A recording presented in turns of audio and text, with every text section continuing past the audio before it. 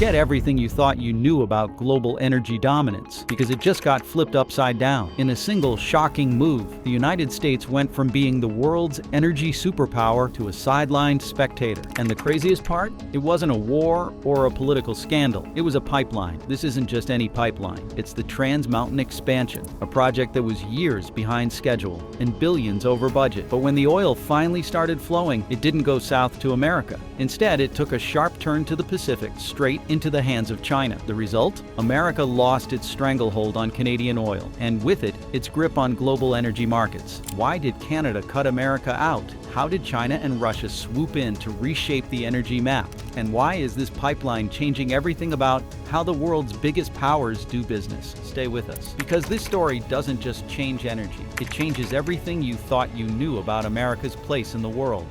What's happening?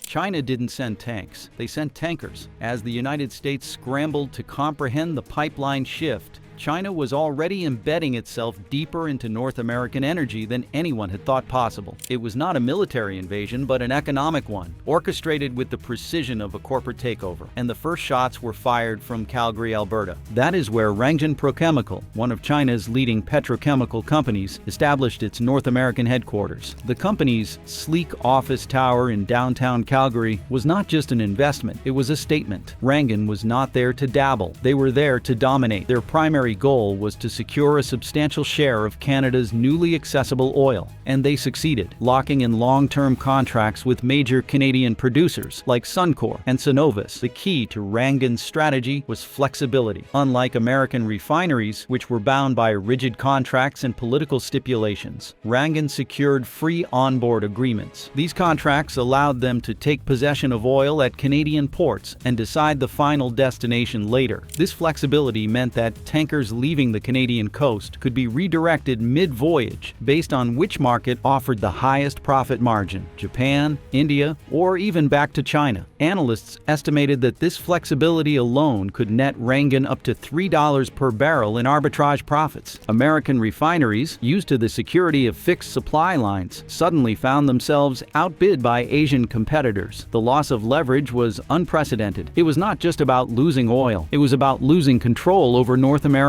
energy infrastructure. U.S. energy policy had been built on the assumption that Canadian crude would always flow south. Now that assumption was crumbling. Washington underestimated China's strategic brilliance, and that was just the beginning. While China secured oil, Canada was transforming into an energy sovereign state. Canada breaks free. Canada was no longer America's energy sidekick. It was an energy sovereign state. For so long, Canadian energy policy had been tethered to the whims of its southern neighbor. American companies set the prices, dictated the contracts, and controlled the supply chains. That changed when Prime Minister Mark Carney took a bold step, declaring that Canadian resources would no longer be an American commodity. Carney's vision went beyond just oil. He wanted to position Canada as an independent global supplier, leveraging its vast resources not just for economic gain, but for political autonomy. The cornerstone of this strategy was diversification. Instead of relying on American markets, Canada pursued long-term partnerships with China, India, and Japan. This shift did not just boost profits, it reshaped Canada's political posture on the global stage. International recognition came swiftly. European leaders praised Canada's pragmatic approach, seeing it as a model for balancing national interests with global opportunities. The World Energy Council acknowledged Canada as an emerging leader in sustainable resource management, thanks to its balanced mix of oil, LNG, and renewable energy. America watched in disbelief as its once loyal partner emerged as a formidable competitor. While U.S. politicians debated retaliatory measures, Canada continued to sign lucrative deals, ensuring that its oil and gas would remain in high demand for decades. But the oil wasn't the only problem. Gas was next. Oil was just the start. Canada had another energy ace up its sleeve. If you didn't see this coming, you're not alone. Stay ahead of the game. Subscribe for more sharp insights. The LNG takeover. Oil wasn't enough. Canada's LNG project just made things nuclear. The liquefied natural gas market had been dominated for years by players like Qatar and Russia, but Canada was about to disrupt the entire global dynamic. The LNG Canada project, an ambitious $40 billion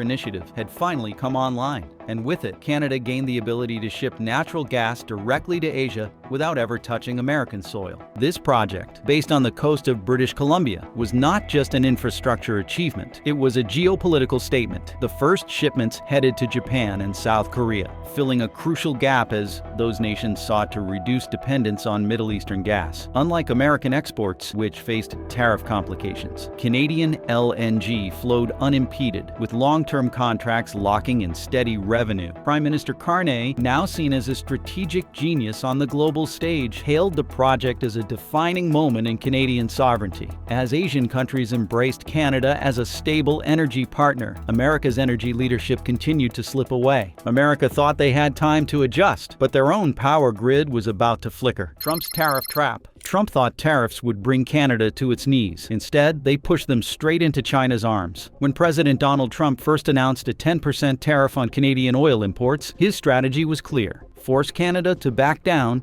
and ensure that the United States maintained its grip on cheap North American energy. It seemed like a strong play, a show of economic might that would reaffirm America's dominance. Trump's advisors were confident that Prime Minister Mark Carney would have no choice but to comply, given the deeply interwoven energy dependency between the two countries. However, Canada's response wasn't just unexpected, it was unprecedented. Instead of bowing to pressure, Prime Minister Carney took a bold stance, accelerating efforts to secure new markets for Canadian crude. It wasn't just a symbolic move. Major Canadian energy companies like Suncor and Cenovus, previously dependent on U.S. refinery deals, started signing export contracts with Asian giants. China's Rangjin Prochemical was quick to capitalize on the opportunity, securing significant shares of the Trans Mountain Pipeline's output. The economic fallout on the American side was brutal. Almost overnight, refineries in states like Texas, Louisiana, and Illinois faced severe supply shortages. The discounted Canadian crude they once relied on was no longer available, replaced by more expensive alternatives from Venezuela and the Middle East. As the price of crude surged, gas prices followed suit. At the pump, Americans felt the impact directly, with average prices per gallon spiking by over 70 cents within weeks. Public sentiment turned hostile as fuel costs continued to rise. Trucking companies, already hit hard by labor shortages and inflation, had to cut routes to manage costs. Food delivery companies and manufacturers, too, faced a logistical nightmare as transportation budgets ballooned. Trump's political base, largely rural conservative voters who depended on affordable fuel for both personal and professional use, began voicing their frustrations. Social media platforms were flooded with complaints, and local news stations reported on small-town gas stations charging over $5 per gallon. Politically, the damage was swift and unforgiving. Trump's approval ratings, already precarious, took a significant hit as media outlets highlighted the fallout of his tariff decision. What was meant to be a demonstration of economic strength had instead become a public relations disaster. Critics on both sides of the aisle questioned the logic of targeting a longtime ally, and international analysts pointed out the strategic folly of pushing Canada into China's orbit. As the energy crisis deepened, Trump doubled down rather than retreat. Instead of seeking a diplomatic resolution, he framed the situation as Canada betraying America's trust. In rallies and speeches, he accused Carney of undermining North American unity, but the more he spoke, the clearer it became. Trump had miscalculated. With oil in turmoil, the real crisis was about to hit the power grid, the nuclear tariff threat. When your biggest supplier finds a new buyer, you negotiate, not threaten nuclear tariffs. With the energy crisis deepening and his approval rating sinking, Trump needed a bold move. Advisors floated the idea of doubling down on tariffs, but Trump wanted something more dramatic, something that would send a message not just to Canada, but to the entire world. The decision, a 25% tariff on all Canadian oil, natural gas, and even electric vehicles. It was unprecedented, an economic nuclear option. At first, Trump's loyalists cheered the decision as a powerful display of American resolve. Conservative commentators praised the president for not backing down, but the immediate economic backlash caught even the administration off guard. Within days, American refineries announced shutdowns. They could not afford the new import costs, and securing oil from alternative sources took weeks at best. Supply chains froze, and industrial production slowed as energy became a scarce commodity. The American manufacturing sector, already reeling from tariff-induced cost increases, found itself cornered. Steel mills reported a 22% rise in operating expenses, and automotive factories struggled to source affordable fuel. Major food distributors warned of significant price hikes as transportation costs soared. Small businesses, dependent on consistent delivery schedules, reported revenue drops as logistics became increasingly unreliable. Internationally, the move was seen as an act of economic desperation. The European Union openly criticized the United States for risking energy security for the sake of political posturing. China, meanwhile, increased its oil purchases from Canada, offering higher rates and quicker contract negotiations. America was not just losing access to Canadian oil, it was losing credibility as a reliable trading partner. For everyday Americans, the reality hit hard. Blackouts became more frequent as energy companies struggled to maintain grid stability. Utility companies warned of potential long-term outages if the situation did not stabilize. Trump remained defiant, refusing to backtrack on the tariffs. In public statements, he blamed Canada and accused them of economic warfare. But behind closed doors, White House aides scrambled to mitigate the fallout. As America struggled with rising costs, the lights started going out. America goes dark. America's lights started flickering, and it wasn't just a technical glitch. As gas prices soared and refineries shut down, another crisis quietly unfolded. The power grid began to fail. Rolling blackouts swept across states like Michigan, New York, and California. The problem was simple but devastating. Without Canadian hydroelectric power, America's grid lacked the stability it once relied on. Hydro-Quebec and Ontario Power Generation had been essential in balancing the Northeast's power demands, especially during peak hours. But with new contracts prioritizing Asian clients, the United States found itself cut off. Cities like Detroit, Buffalo, and Sacramento reported power outages lasting several hours. As utility companies scrambled to adapt, households faced skyrocketing electricity bills. Public outrage mounted. In cities where electric heating was the norm, families struggled to stay warm. Factories had to reduce output or shut down entirely, causing economic ripples that affected entire communities. Social media exploded with images of darkened cityscapes, and hashtags like #BlackoutUSA trended worldwide. While America plunged into darkness, Tesla faced an unexpected blow. Tesla takes a hit. Tesla's dream burned out in one single weekend. Just as America faced a power crisis, Tesla got hit from another direction. Canada, in retaliation for Trump's aggressive tariffs, abruptly suspended all rebates and subsidies for Tesla vehicles. The loss amounted to $43 million, leaving the company scrambling. Investors panicked, causing Tesla's stock to drop sharply. Competitors like BYD and Rivian quickly moved to capitalize on Tesla's vulnerability, launching targeted ad campaigns emphasizing stability and domestic support. As Tesla tried to reassure stakeholders, its problems only deepened. Public confidence waned, and financial analysts warned that Tesla's reliance on favorable foreign policies made it susceptible to sudden shifts. Elon Musk's public statements failed to soothe investor fears, and the company's growth projections were slashed. With EV markets faltering, BRICS took the initiative to reshape global energy economics. BRICS Unite. It was not just an oil pact, it was a declaration of a new world order. For decades, the United States held a dominant position in global energy markets, wielding its influence through the petrodollar and vast oil reserves. However, in the spring of 2025, that dominance faced its most formidable challenge yet. China, Russia, and Canada, three of the world's largest energy producers, joined forces under the BRICS alliance, forming a strategic energy pact worth $104 billion. This alliance was not just a business agreement. It was a calculated geopolitical move aimed at restructuring global power dynamics. The alliance's formation was neither abrupt nor unexpected. For years, the BRICS nations, Brazil, Russia, India, China, and South Africa, had discussed alternatives to Western-centric economic models. However, the inclusion of Canada in this energy pact took many by surprise. Traditionally, Canada had been seen as America's reliable energy partner, a resource-rich nation that fed the U.S. economy with affordable oil and gas. Yet, as tariffs strained U.S.-Canadian relations and Asia presented more lucrative opportunities, Canada made a bold decision. Aligning with China and Russia under the BRICS umbrella, Canada declared that its energy future lay not with its southern neighbor, but with a diverse and rapidly growing global market. The economic implications were enormous. By pooling resources and coordinating energy strategies, BRICS effectively bypassed U.S. influence. Instead of selling oil based on U.S. dollar benchmarks, they began pricing in yuan and rubles. This was more than just a financial shift. It was a challenge to the long-standing dominance of the dollar in global trade. As oil and liquefied natural gas started trading in alternative currencies, American companies found themselves pushed out of markets they had previously dominated. This was not just a loss of revenue, it was a loss of control. Politically, Canada's alignment with BRICS sent shockwaves through Washington. It was not just about selling oil to new buyers, it was about asserting sovereignty over its natural resources. Prime Minister Mark Carney framed the move as an essential step in diversifying Canada's energy partners, positioning the country as a global energy leader rather than an extension of the U.S. economy. Meanwhile, Russia, long critical of the petrodollar system, saw the Pact as a strategic victory. By moving away from dollar-based oil transactions, Russia aimed to weaken American financial leverage, especially as economic sanctions continued to squeeze its economy. America was not just losing energy dominance, it was losing global economic leadership.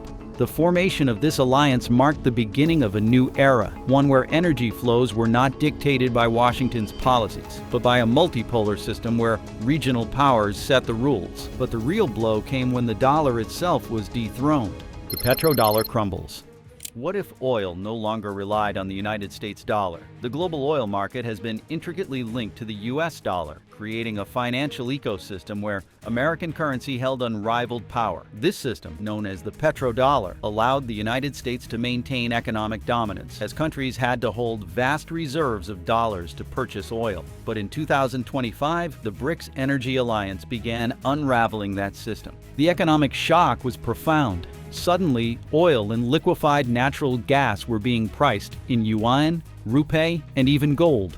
Major oil-producing nations that had long been tied to dollar-based transactions saw an opportunity to diversify their financial portfolios. Saudi Arabia, under mounting pressure from both domestic reforms and global shift, cautiously embraced the new model. Iran, already estranged from US-dominated markets, eagerly aligned with the new BRICS pricing system. Global investors watched in disbelief as confidence in the dollar eroded. Treasury yields surged, reflecting growing anxiety that the dollar might lose its status as the world's reserve currency. Financial analysts warned that if energy trade continued to de-dollarize, the entire global financial system could be destabilized. The United States, for decades accustomed to controlling energy prices through its currency, found itself grappling with a new reality, where alternative currencies dictated oil trade. The market reaction was swift and unforgiving. As BRICS members cemented deals in their own currencies, global banks started reassessing their reserves. No longer confident in the stability of the dollar, some central banks began increasing their holdings of the yuan and euro.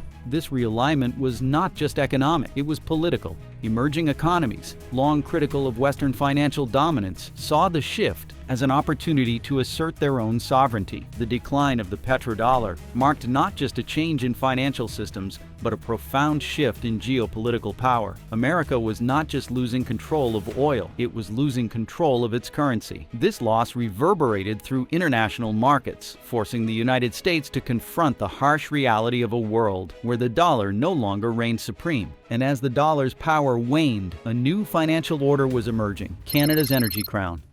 They didn't just break free, it took the crown as a global energy leader. For most of modern history, Canada had been viewed as America's energy appendage, a reliable supplier of cheap oil and natural gas, feeding the U.S. economy. But as the BRICS alliance solidified, Canada found itself in an unprecedented position. It was no longer just a supplier, it was a global energy powerhouse. Canada's strategic moves began paying off almost immediately, with long-term contracts secured with China, India, and European markets. Canadian oil and LNG revenues surged, while American refiners struggled to secure affordable crude. Canada's diversified portfolio ensured stable and growing income. Prime Minister Mark Carney emphasized that this was not just about profits, it was about energy independence. For too long, Canada had tied its economic fate to American demand. Now, with Asian markets wide open and Europe looking to reduce dependency on Russian energy, Canada positioned itself as a neutral, reliable partner. No longer just an exporter, Canada was now an energy broker, balancing global demand with strategic partnerships. The world's perception of Canada transformed overnight. No longer just America's quiet neighbor, it became a sovereign energy state with its own ambitions and alliances. As global oil flows rerouted, Canada became the pivot point, a crucial player in a world no longer dominated by a single superpower. While Canada celebrated its newfound power, the United States was on the brink of energy collapse. America on the brink.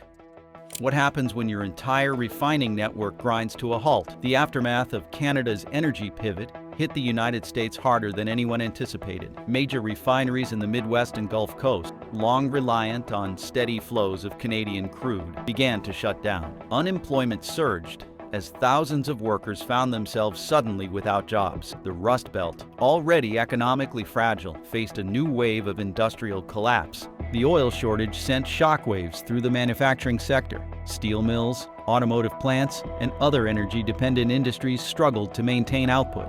Costs soared as American companies scrambled to find alternative oil supplies from Venezuela and Saudi Arabia. Consumers, meanwhile, faced record-high gas prices, with some states reporting prices exceeding $6 per gallon. Social media exploded with outrage, and politicians on both sides of the aisle scrambled to shift blame. The American public, witnessing both an energy and economic crisis, demanded answers. The crisis exposed the fragility of America's energy infrastructure and its over-reliance on Canadian imports. America was not just facing an energy crisis, it was on the verge of an economic collapse. As America faltered, a new global map was being drawn, the new multipolar energy world. They once dominated the world energy map. Now it's just another player. The global energy market was undeniably centered around the United States. From oil exploration to refining and distribution, America's grip on energy supply chains seemed unbreakable. However, in just a few transformative years, that dominance has faded. The emergence of a new multipolar energy world is no longer just a possibility. It is a reality. As China, Russia, and Canada forge new alliances under the BRICS umbrella, the global balance of power has decisively shifted. The most significant change lies in the formation of new energy trading routes. Canada, once bound to the United States through pipelines and trade agreements, now channels its oil and liquefied natural gas to Asian markets. China's strategic investments in Canadian energy infrastructure have guaranteed a steady flow of resources, bypassing American refineries entirely. At the same time, Russia has solidified its partnership with China, making energy cooperation between the two countries more robust than ever before. India, seeking to reduce its dependency on Middle Eastern oil, has also joined the fray, securing long-term Canadian energy contracts. This redirection of energy flows has left the United States scrambling. For years, Europe relied heavily on American oil and natural gas imports, especially as tensions with Russia